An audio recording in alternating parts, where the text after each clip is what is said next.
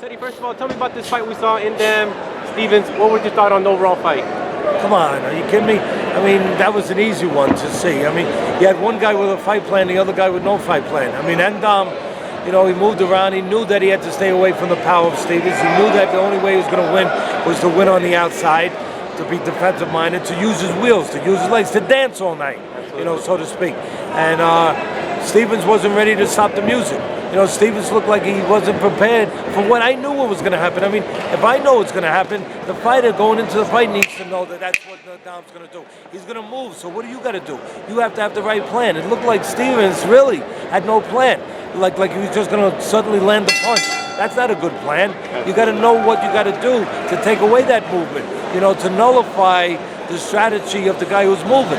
And what was missing the most, a lot of these guys were big punches like Stevens. You know, it's a great gift to have that power, but it's a great curse if you don't know how to use it. And it was a curse tonight because he's looking for that one punch. He's not doing the other things to set it up. He didn't jab. You gotta jab. A lot of these guys, they just don't understand that you gotta jab. With a guy who's jabbing and staying out the outside, you don't just look for the hook. You don't just look for the right hand. You gotta jab. You gotta stabilize that outside game. Take away that movement. Jab to his chest. Slow him down a little bit. Nullify what he's doing a little bit. Then you get a chance to do the other things. But you didn't see any of that from Stevens. Another middleweight was here, Triple G. He's going to be fighting in a couple weeks out here.